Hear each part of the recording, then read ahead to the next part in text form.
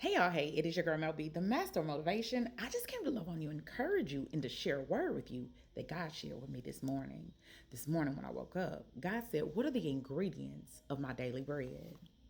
First, let's tap into Matthew 6:11. Give us this day our daily bread. It originates from the wisdom of Agur.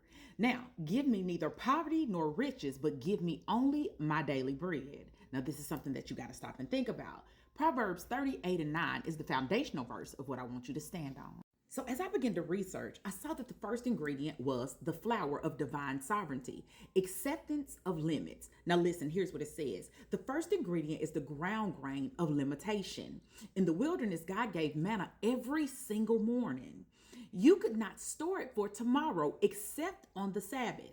If you tried, it bred worms and it stank. So this ingredient is basically trust calculated in insufficiency. Many of us have things going on every single day that causes us to struggle, from financial issues to jobs to relationships to you not even knowing where you should be in this season.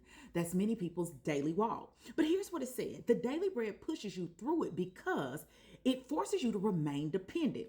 Not dependent on yourself, not dependent on anyone else, but dependent on God. The moment you have a year's supply in the pantry, you stop praying. So this is why we consistently are in need to continually seek God, to continually know God, to continually pray. This is why many people don't understand being able to celebrate that you're growing through because God needs you to. Now, the next ingredient, number 2, is the water. The Rhema word. Now listen, it says in Deuteronomy 8:3, man shall not live by bread alone, but by every word that proceeds from the mouth of God. Many of us are missing the water. Every single day we should be seeking to find a verse to stand on. And here's what it says. Jeremiah 15:16. Your words were found and I ate them. You literally consume the word every day, or we should. But work gets us busy. Relationships gets us busy. Social media gets us busy. But the ingredient is specifically for timely guidance. You don't need a map for the whole journey. You need the turn-by-turn direction for your 8 until you go to bed. 6 a.m., 8 p.m., whatever time it is, you need guidance for every single step.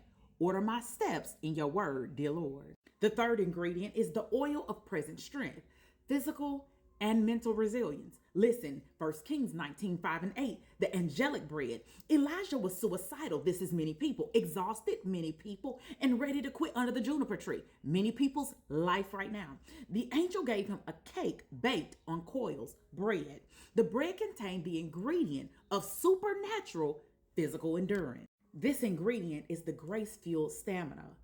It is the oil that keeps the lamp of your body burning even when the reserves are on empty. Many of you are wondering right now, how in the world am I continuing to push through? I'm exhausted. This job is wearing me out. Being a single mother is tiresome. Being a wife is hard. Being a husband has me in a space. This is how you continue to push on because God's grace continues to push you.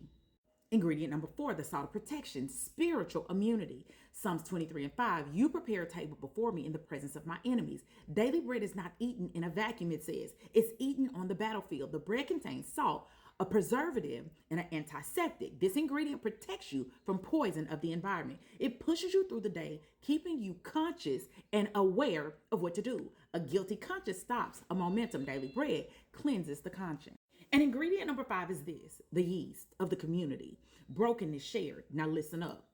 In Acts 2:46, it says they broke bread in their homes and ate together with glad and sincere hearts. Now this is important because while the daily bread in the Lord's Prayer is singular, personal, the method of eating it is plural, right? Communal. Bread rises because of yeast, air. You rise because of others. This is why you have to have a community, a safe one, accountability partners, people who are going to tell you the truth where you can receive it. And here's the important part. The ingredient is interdependent on love. You cannot make it through the day on self-sufficiency alone. Many people, no new friends, all of these things that the world tries to teach you. The bread contains the molecule of relationship. And this is important. We got to understand you have to pray. Give us this day is important. The spirit bakes of the loaf. He takes sovereignty, limit, revelation, water, strength, oil, protection, salt. And also the community is yeast to lift you back up.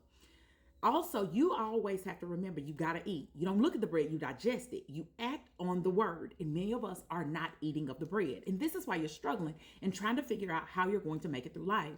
It is so important that you figure out what you have to do.